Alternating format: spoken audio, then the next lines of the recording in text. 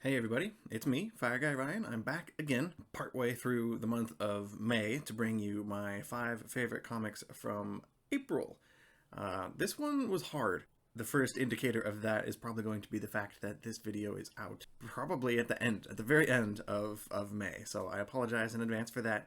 Again, I did struggle with choosing the comics that I loved from April. I'm going to be honest and say that it was a hard pick. Several of the books on this list that you're about to watch are repeat offenders. They have been featured on previous favorite top 5 books of the month for me in months past.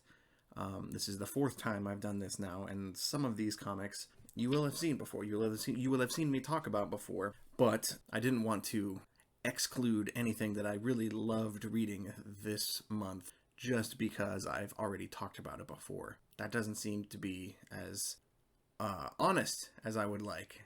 I don't want to not choose a book that I love just because it's already earned a spot on this list before in favor of something else that didn't really grab me as much just because it's a new entry on one of these videos. There are a few books on here that I have never talked about before, but there are a couple that I have. That's enough rambling. I do have 2 honorable mentions this month. Out of all the comics I read, every week when the new comics come out, I write down any of them that I think might be a qualifier or a candidate for my video at the end of the month. And I had 7 choices this month for April, and it was really tough actually. I've spent most of today and the last couple of days, honestly, kind of figuring out how to rank these. 2 of them did not make the cut because I do top 5, so 2 of them are honorable mentions. The first one on that list is going to be Nice House on the Lake, number 8. That is my honorable mention for the month, which is kind of surprising to me personally because this comic, I would still say overall, is probably my favorite series that is being printed right now. However, this single chapter of this story didn't pull me in as much as other entries of Nice House on the Lake have done in the past. That being said, we are now partway through the second half of Nice House on the Lake, and I am very interested and excited to see how it wraps up. Reading issue 8 out of 12 was the first time I started thinking, what's the end game here? How is this possibly going to wrap up in the next 4 issues? And I legitimately have no idea, and I'm excited. I'm excited to not have an idea. And then the other choice for honorable mention is one that was on my honorable mentions last month. This is Carnage issue number 2.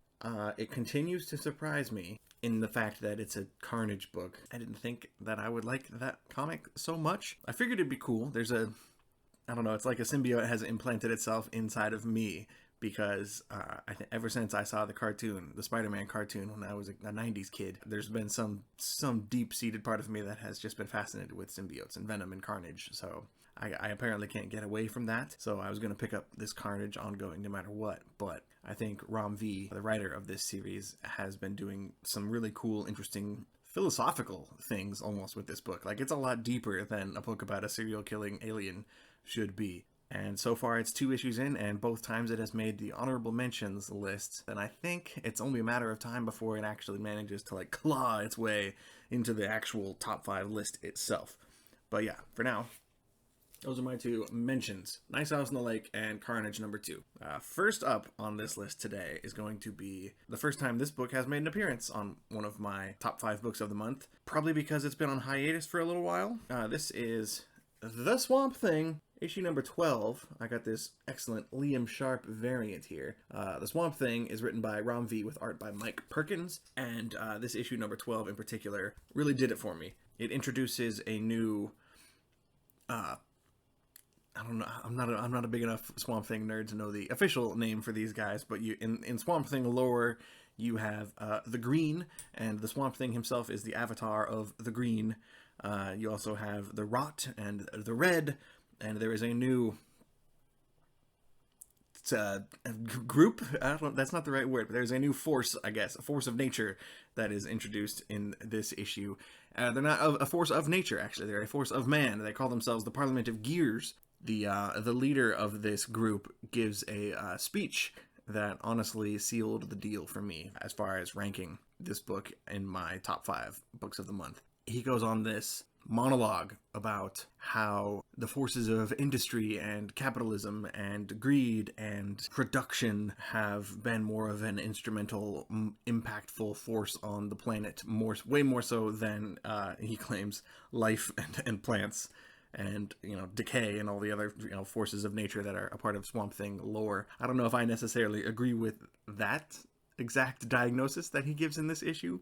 It makes you think, and it's hard to completely disagree with everything he says about the way humanity has impacted the world, especially since the Industrial Revolution. This villainous group that is now rising up in Swamp Thing number 12, it feels like we are getting into the end game here with this Swamp Thing series, which has been extended to 16 issues from the original 10. I was worried when they extended it that it would just be lame and more of the same kind of fluff that we got in the middle of the original 10-issue run.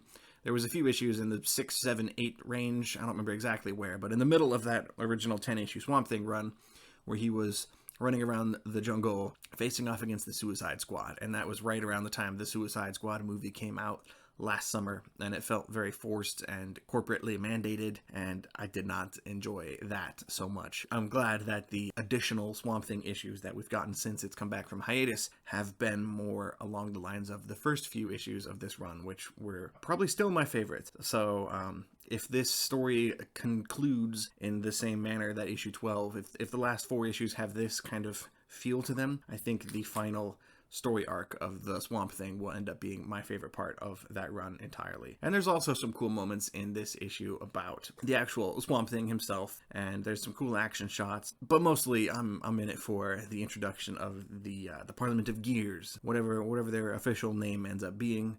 Although I'm good with that name.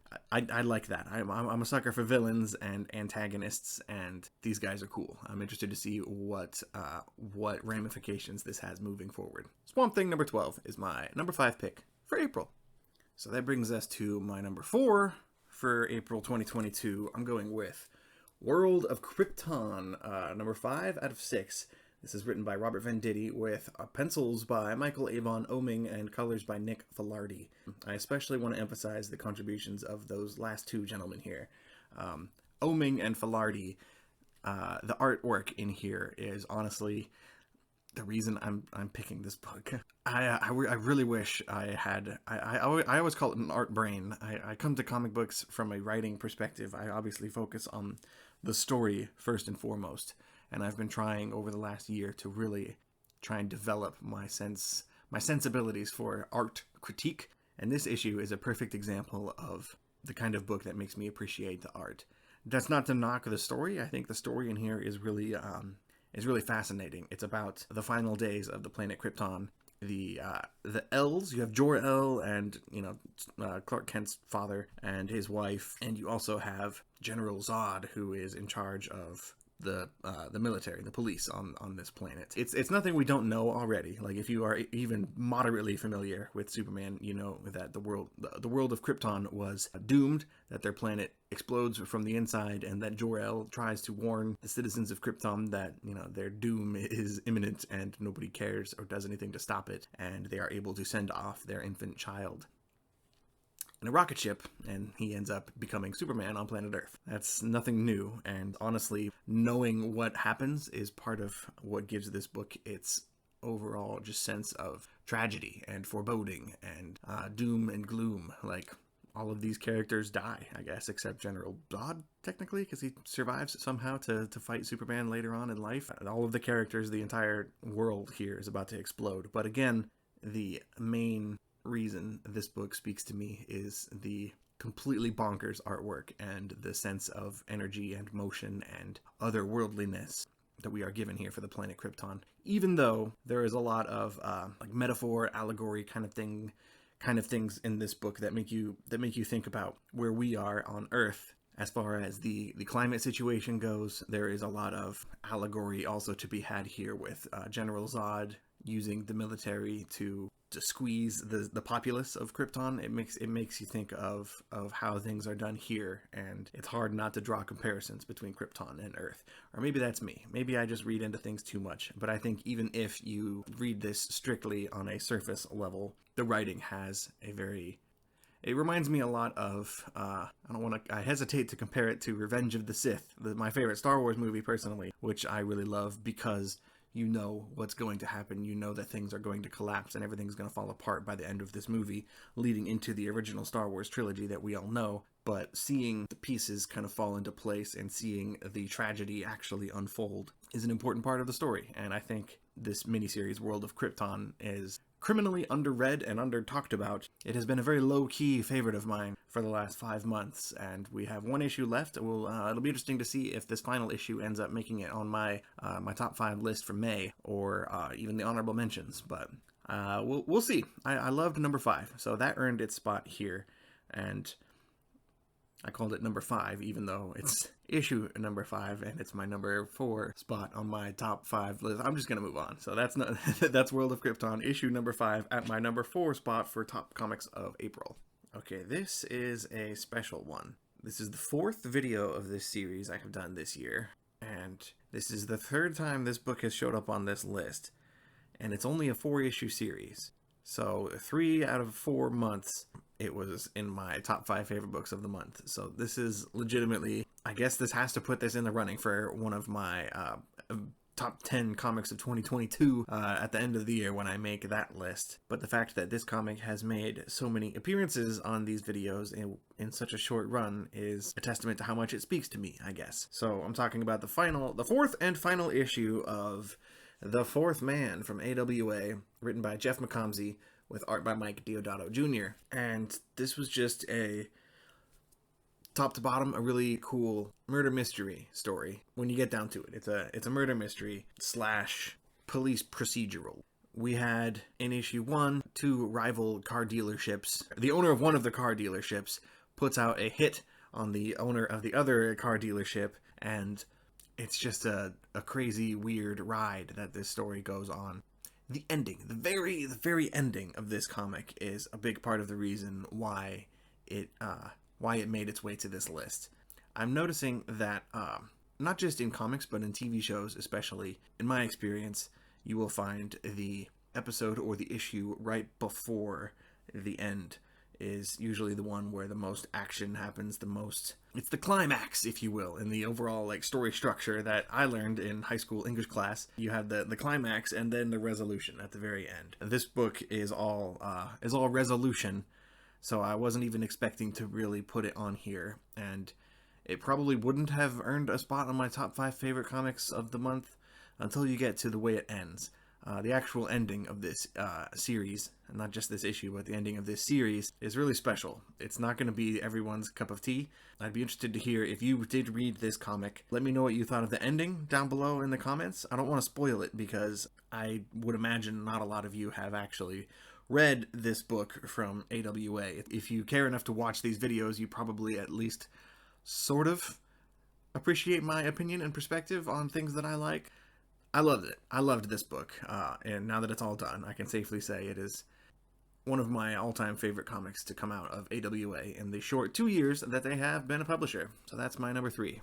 Alright, so now we are at number 2, and the second place finisher for me this month is, it's the second time this book has appeared on one of these videos. The last time was back in March with issue number 4.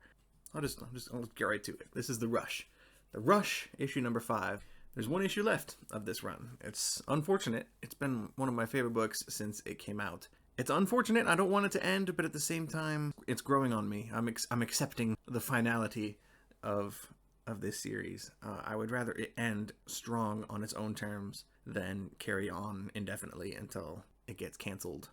As much as I don't want to see it go, this is a book I've already pre-ordered the hardcover, which, if you know me, you know that means I have to really like it for it to earn a spot on the shelf behind me. I only have so much space. I'm a little past halfway full on my shelves, and for me to put a book up there is a testament to how much I like it, and I really like The Rush. For the same reasons I've loved it all along. It's written by Cy Spurrier with art by Nathan Gooden, and the writing, the narration, the dialogue in this issue, in this series, is like nothing else I am currently reading. It is very lyrical, and it's hard to put down. It's a really cool historical / horror comic about a mother who is trying to track down her son who has gone missing after staking a claim on a gold mine in a town out west. Issue by issue, we are following this mother whose name is Nettie. We're following her quest for her son, and it feels more and more futile and doomed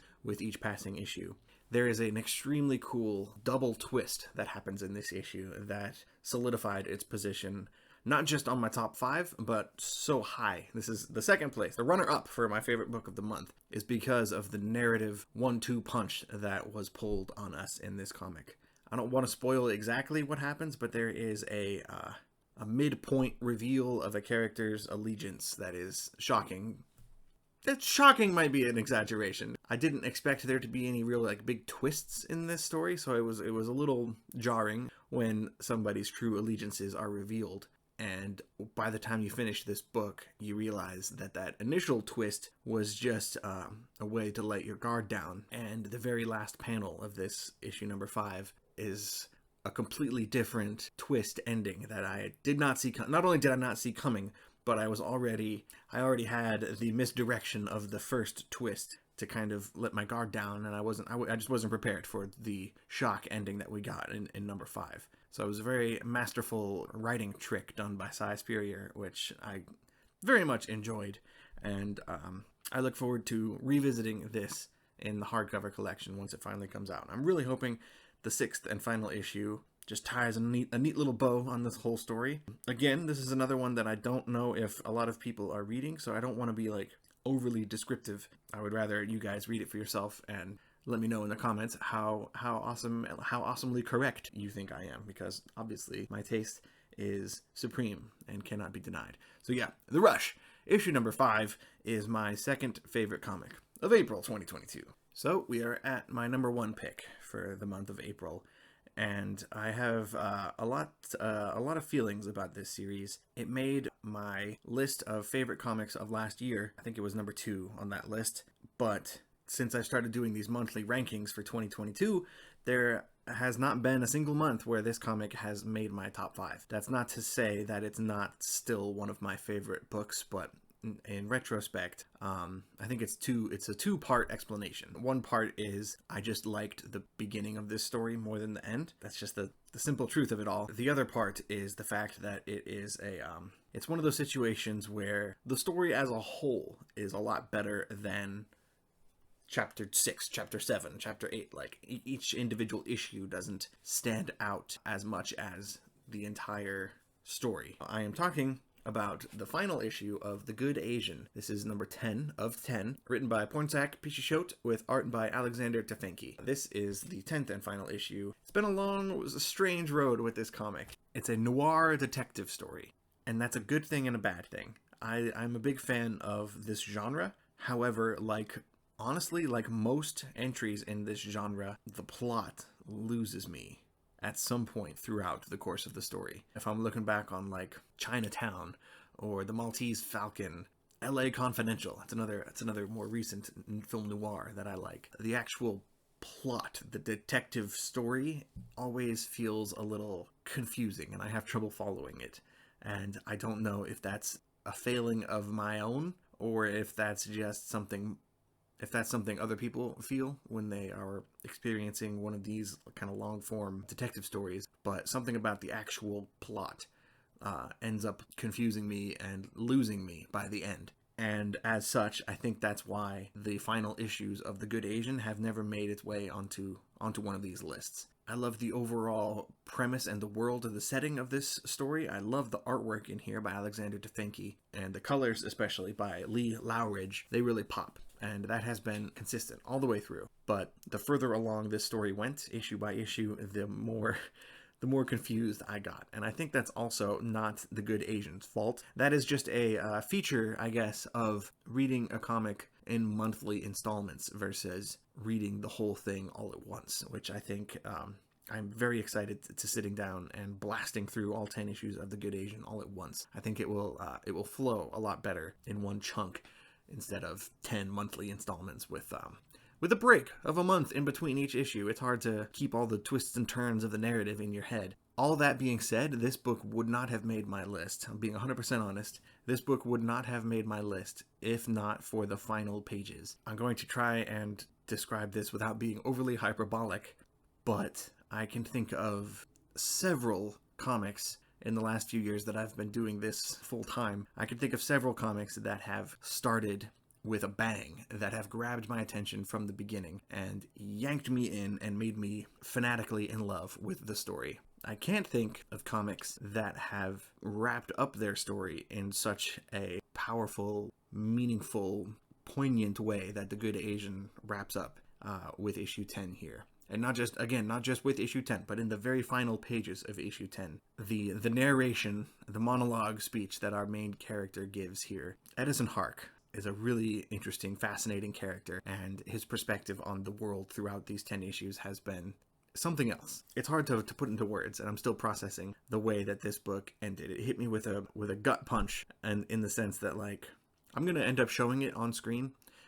Some of the final pages here. There's just a big... a full page kind of metaphor that he ends up explaining, and it moved me very, very much while I was reading this last issue. And by the time I closed the final pages, my first thought was, I really wish every comic series I read had an ending as powerful as this one. A lot of times stories just seem to end and wrap up and not really deliver on the same high note that I might have felt about the rest of the series. Normally, I will love a series and, my interest level will go up and down all throughout, but by the end, it'll sort of trend downwards. With The Good Asian, my interest, honestly, kind of went downwards and then spiked up, like, massively at the end, which is it's a very strange kind of flow chart of my interest levels. It's a really good ending, and it makes me question how I felt about the final issues leading up to this, and it has me looking forward to rereading the whole series all at once with this ending in mind. It still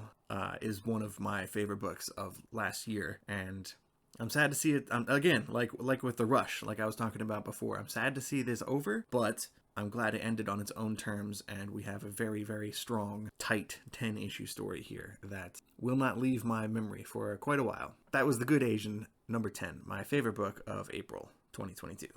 So we're all done. That was my list for April. I had a top 5, and I had 2 honorable mentions. Hopefully it was a little quicker than some of these videos have been in the past. I'm going to try and trim out as much as I can. So yeah, I hope to see you guys back here next month for my top 5 comics of May. Again, you'll probably keep your eyes out for this upcoming May video near the end of June, because apparently that's just how this works. These take a little longer to edit than I always plan for. So thank you guys for your patience. I would appreciate a like on your way out, maybe even a comment if you're feeling generous. I always want to know what you guys think I'm missing. There's always comics I decide to not get and then regret not picking up in retrospect. That kind of haunts me, the unread gems, if you will. So yeah, please let me know what you think I'm missing, and if you want to keep informed with what I'm getting week over week and not just wait every month for one of these edited videos, make sure and check out one of my live streams. I go live every Wednesday night with my weekly stack of comics that I pick up from the shop every week. So if you want more frequent thoughts of mine on comics, then make sure and check out every other video I do on this channel, because as of right now, that's all we have. We've got my monthly picks and then my weekly pull list videos. As always, you can find me over on Comic Tom. Every Tuesday afternoon, I go live with him on the Bags and Boards podcast on Comic Tom 101. So that's it for me. I will see you guys here in about a month.